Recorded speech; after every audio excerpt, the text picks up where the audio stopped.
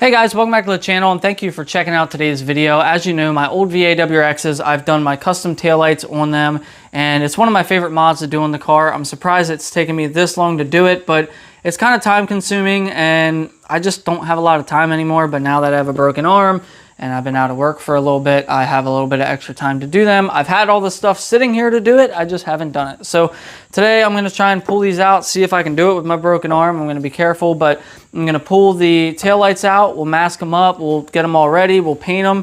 For anyone new watching, if you see how they look and you say anything about vinyl overlays that I will scream, because I did my first couple original paint designs long before those stupid vinyl overlays came out, and I think companies saw my taillights and were like, oh, we can make vinyl overlays. The way that I do my taillights, I have yet to see a vinyl company produce it in a good enough quality that it works, because I leave the side reflectors open, and you'll see that when I'm all done. But anyways, I'll stop talking, we'll dive into it. These taillights are a little finicky because, well, this one is constant problems with having an R-Tunnel vehicle.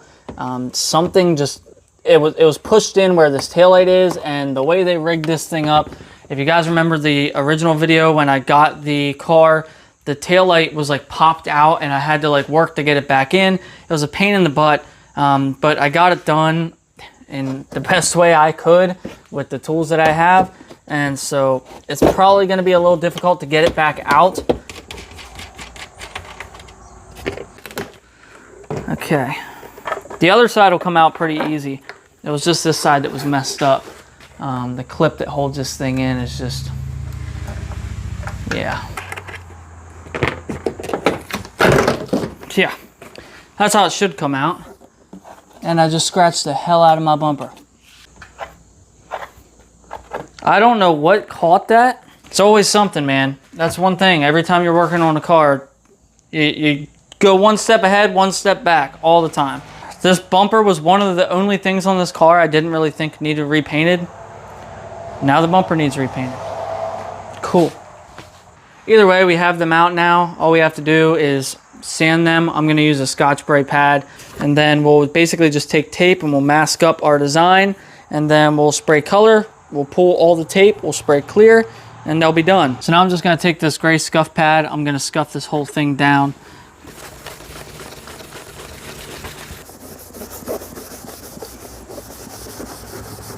I'm just pouring some wax and grease remover on this rag and using that to clean this off so it's nice and clean for the tape to stick.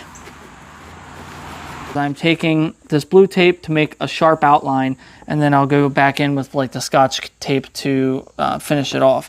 So all I'm doing is taping off the C light that lights up. I'm taping off a strip for the turn signal and reverse light, and then I'm taping off the reflector.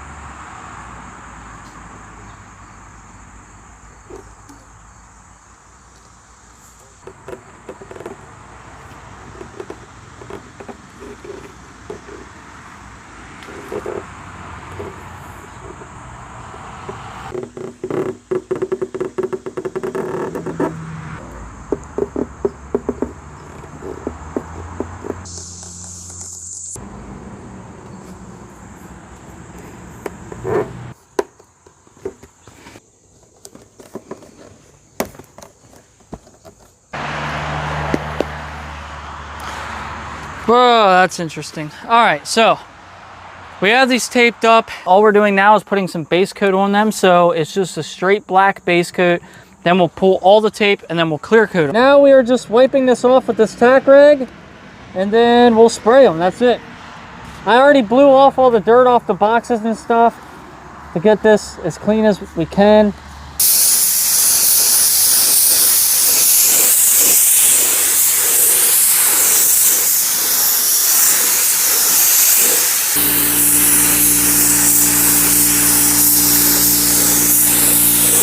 And the scary part is peeling off all this tape.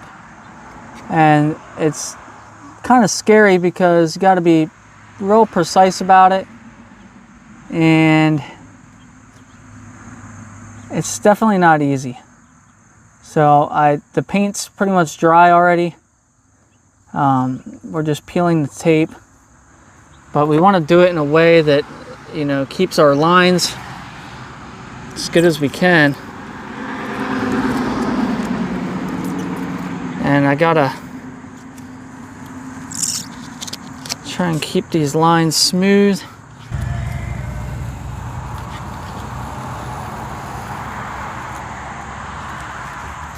That's what we want to see right there. That I'm worried about, but it looks like we did good there.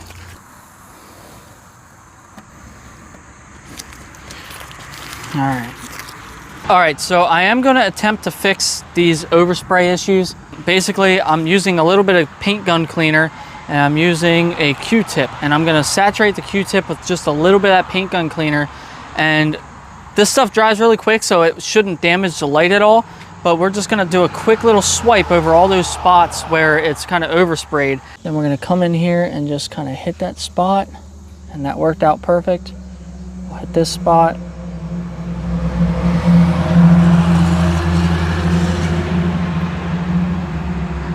Perfect. A couple spots. Actually, there's a spot right here in the center of this. We got that. And that's it. To get everything as clean as we possibly can. We're outside, so there's only so much we can do, but we did everything we could.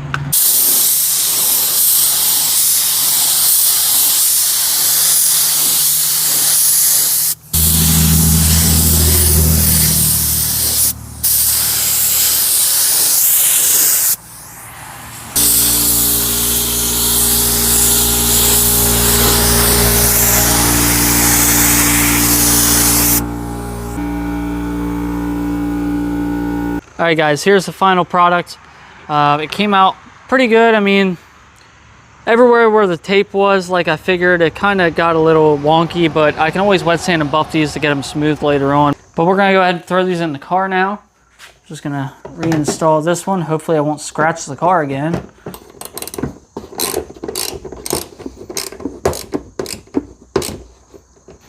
All the little tasks that I used to find easy are now becoming like so difficult with only having one arm. It's like just dumb little stuff. It's like every little thing is just more difficult now. Even if it's something that I would normally do one-handed, I'm finding that like I actually do use my other hand for the thing that I think that I don't. I don't know. It's a pain in the butt. So aside from the super dirty car, here is the finished product. You can see how that looks. So you can see there, the light shines through just fine during the daytime. No issue there. Come over to the side marker, same thing. Shines through with no problem. Here you can see the turn signal lights up pretty well. Even with a lot of it being cut out, it still lights up pretty good. If you put an LED in there, it'll light up a lot brighter, but what I'll probably end up doing is I'll get the diode dynamics tailless turn module, which will end up making this the functioning turn signal instead of the halogen bulb you see there. So it'll end up just being that C light lighting up as a turn signal. And there is the reverse lights. So I don't think you'll have an issue with those. At nighttime, people are still gonna be able to see you backing up just fine. And then once I do end up doing the diode dynamics tailless turn, and this becomes the turn signal, this will end up being another slot for another reverse light. So we can put another LED reverse bulb in here, and it'll basically double how much is coming out of there. So at the end of the day, it's still, you know, functions pretty well, still looks factory. Well, I wouldn't say it looks factory. It looks more like an aftermarket taillight, but a lot of the manufacturers now are going with a design like this, just all black except what needs to be red, and that kind of follows the trend with that. Well guys, that's gonna be it for today's video. I appreciate you checking it out. I'll talk at you in the comments, and I'll see you guys in the next video.